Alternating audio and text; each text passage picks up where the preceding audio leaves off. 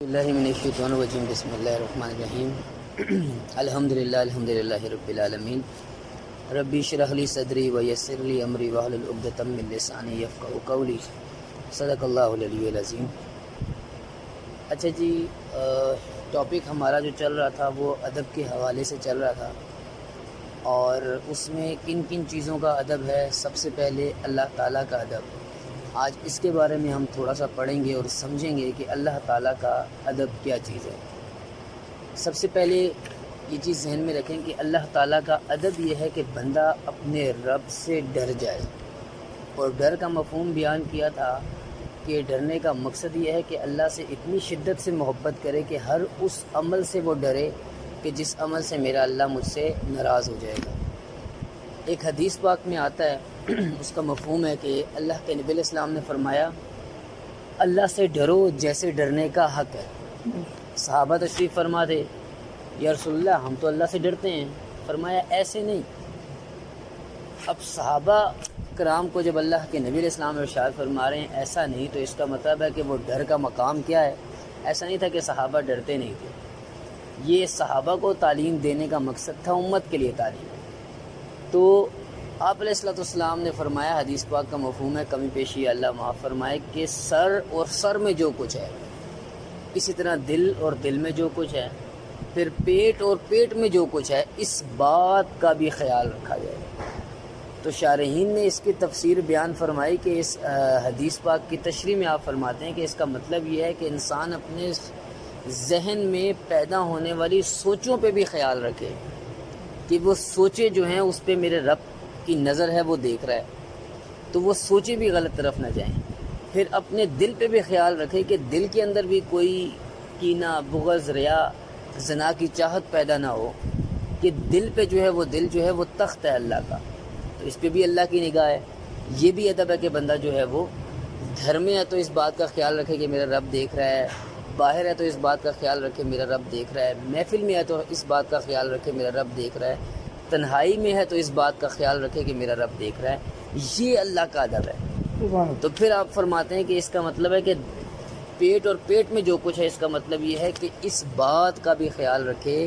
कि इसके पेट में हराम लुकमा ना जाए। क्योंकि हदीस पाक है, जिस बंदे के पेट में हराम लुकमा दाखिल हो गया, 40 दिन तक उसकी ना कोई दुआ कबूल की जाती है, ना कोई इबादत कबूल की जाती है। तो अल्लाह का जो अदब है, अल्लाह का जो डर है, वो ये है कि हर हाल में बंदा जो है वो दिल की हजूरी में रहे, मतलब ये ख्याल दिल पे रहे। और इसी कुरान पाक की एक आयत मुक़द्दसा है जिसमें अल्लाह रब्बुल इज़्ज़त इरशाद फरमाते हैं, फ़स्अलू अहले ज़िक्र इन कुंतुम ला तालमून, पूछो ज़िक्र अहले ज़िक्र से अगर तुम नहीं जानते। ये वो दिल के ज़िक्र की नेमत है जो सिर्फ़ अंबियाए कराम को मिला करती थी। नबी अलैहिस्सलाम के सदक़े उम्मत को ये ज़िक्र मिला और नबी अलैहिस्सलाम ने ये नूर मुंतकिल किया हज़रत अबू बकर सिद्दीक़ रज़ी अल्लाह तआला अन्हु के, और उन्होंने इसी तरह फिर सीना ब सीना सहाबा से, ताबईन, ताबईन से तब ताबईन, औलिया कराम का एक सिलसिला चला और आज तक ये नूर सीना ब सीना हम तक पहुँचा है। तो अल्लाह वाले ये जो दिल के ज़िक्र की नेमत देते हैं, इसका मकसद ये है कि हर वक्त काम कर रहा है, दुनिया का काम करता रहे, हलाल काम करे, दीन इस्लाम मना नहीं करता, लेकिन सोच, फ़िक्र, ख़याल, तसव्वुर दिल के मकाम पे रहे कि दिल अल्लाह अल्लाह अल्लाह कर रहा है। तो जब उसका ख़याल दिल के मकाम पे रहेगा कि दिल अल्लाह अल्लाह कर रहा है, ये दिल जारी हो जाएगा। अब जब ये दिल जारी हुआ, ये महफिल में होगा तो ये अल्लाह से डरेगा, ये तन्हाई में होगा तो ये अल्लाह से डरेगा, ये घर में होगा तो ये अल्लाह से डरेगा, ये बाज़ार में होगा तो अल्लाह से डरेगा। गर्ज़ ये है कि ये बंदा इस दुनिया से जाने लगेगा, लेकिन ये इस हाल में जाएगा कि ईमान अपने साथ ले जाएगा, क्योंकि इसने अल्लाह का अदब किया।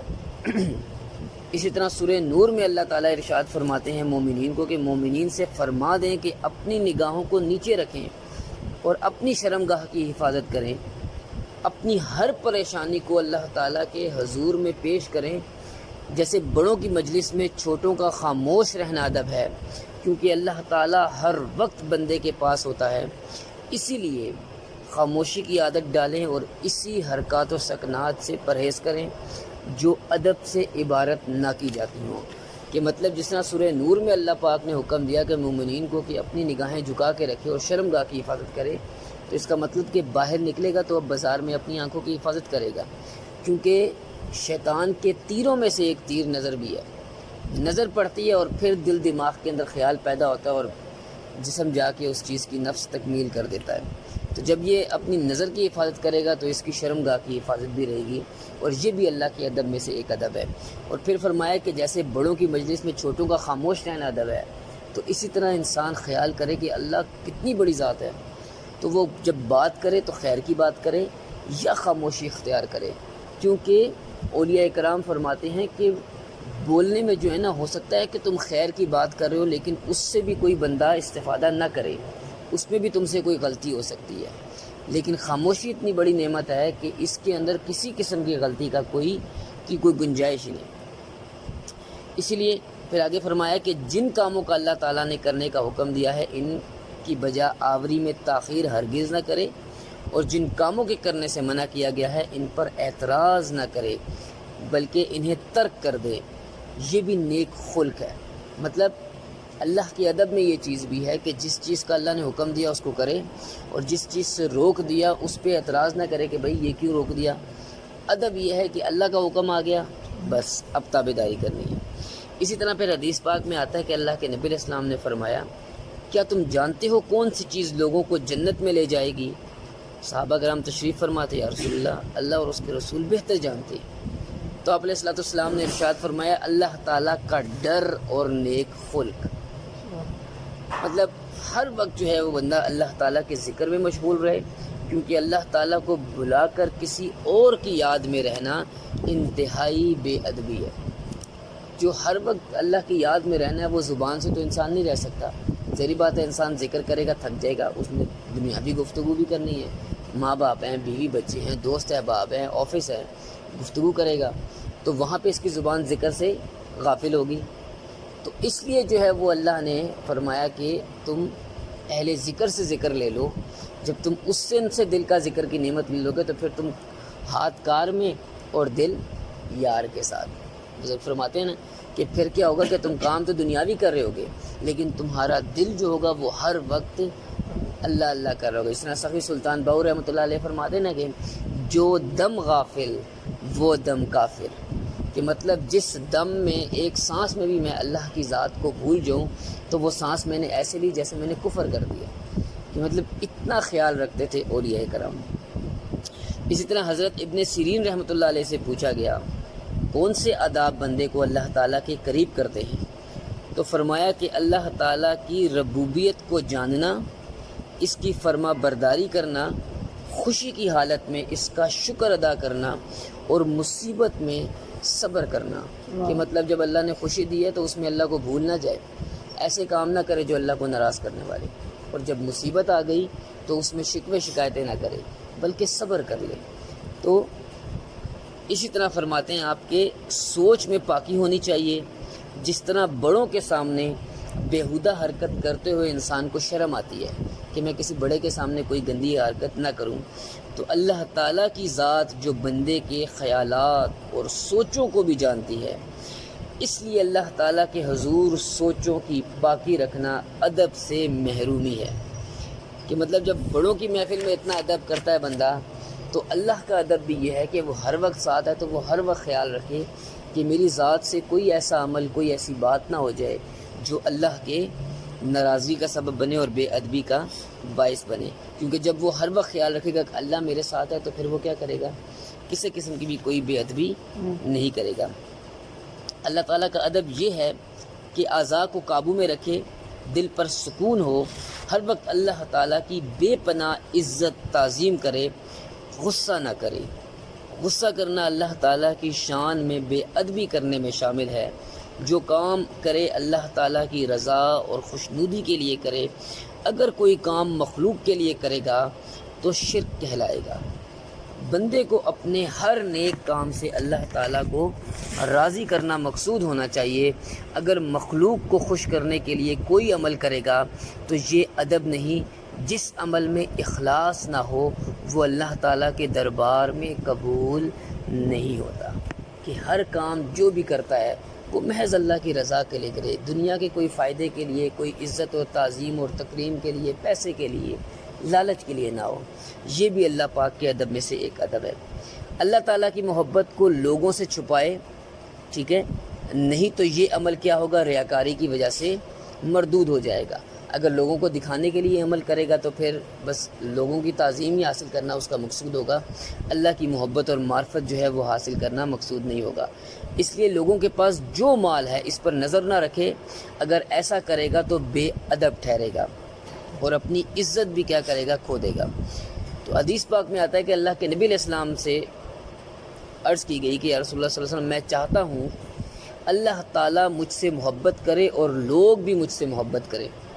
تو آپ علیہ السلام نے ارشاد فرمایا، تو زاہد بن، مطلب نیک بن، عبادت کر، اور اللہ تعالیٰ تجھ سے محبت کرے گا، اور جو لوگوں کے پاس مال اور دولت ہے اس پر نظر نہ رکھ، لوگ تجھ سے محبت کریں گے۔ مطلب جب وہ لوگوں کے مالوں پہ نظر نہیں رکھے گا، اسے کسی سے کوئی غرض نہیں ہوگا، تو اللہ پاک پھر کیا کرے گا، لوگوں کے دل میں بھی اس کی محبت ڈال دے گا۔ کیوں؟ کیونکہ یہ اخلاص کے ساتھ یہ کام کرنے والا ہوگا۔ اللہ تعالیٰ کے ادب میں یہ ہے کہ بندہ ہمیشہ سچ بولے، گناہوں سے بچے، ہمیشہ سچ کا ساتھ دے، لوگوں کی طرف اشارہ نہ کرے، اور جو بات دوسروں کے لیے مفید ہو اسے نہ چھپائے، کہ مطلب جس بات سے دوسروں کو فائدہ پہنچتا ہے تو وہ بات چھپائے نہ، ٹھیک ہے۔ نام و نسب پر غیرت کرے اور حرام کاموں اور غیظ و غصب کا اظہار کرے۔ حضرت عبداللہ بن عمر رضی اللہ تعالیٰ فرماتے ہیں کہ اگر میں تمام زندگی دن کا روزہ رکھوں اور رات کو اللہ تعالیٰ کے سامنے قیام کروں اور اپنا سارا ہی مال اللہ تعالیٰ کی راہ میں خیرات کر دوں، لیکن میرے اعمال میں نیکوکاروں سے محبت اور گنہگاروں سے دشمنی نہ ہو، میرا کوئی عمل مجھے فائدہ نہ دے سکے گا۔ تو معلوم یہ چلا کہ اللہ کے ادب میں یہ بھی شامل ہے کہ اللہ کے دشمنوں سے دشمنی اور اللہ کے دوستوں سے دوستی کرے، ہمیشہ باوقار اور پرجلال رہے اور چھچورا پن ہرگز نہ کرے۔ اللہ تعالیٰ کے دربار کا ادب نہیں، ہمیشہ باحیا رہے، ہر کام میں اللہ تعالیٰ پر توکل کرے اور دل میں اللہ تعالیٰ کا خوف رہے کہ فرض چھوٹ جانے پر دل انتہائی رنجیدہ ہو اور یہ خیال رکھے کہ یہ خسارہ کبھی بھی پورا ہونے والا نہیں ہے۔ گناہ ہونے پر موت آنے تک دل رنجیدہ اور ندامت میں رہنا چاہیے، اور ہمیشہ اللہ تعالیٰ کے حضور میں توبہ کرتا رہے، ذکر کرتے وقت دل میں اللہ تعالیٰ کا خوف پیدا کرے، تنگ دستی میں اللہ تعالیٰ پر توکل کرے، اور جہاں تک ممکن ہو سکے اللہ تعالیٰ کے حضور میں قبول ہونے کے لیے امید سے صدقہ کرتا رہے۔ کہ مطلب ادب میں اللہ پاک کی یہ چیز ہے کہ ہر اپنے عمل پر نظر رکھے، جو نیکی کرے تو سوچے پتہ نہیں اللہ کی بارگاہ میں قبول ہوئی ہے یا نہیں ہوئی، اور اگر کسی نیکی سے محروم ہو جائے تو اس پہ دل رنجیدہ ہو کہ مجھ سے نیکی کیوں چھوٹ گئی، اور اگر کوئی فرض چھوٹ جائے جو ادا کرنا ہے تو اس پہ اس قدر جو ہے وہ رنجیدہ ہو اور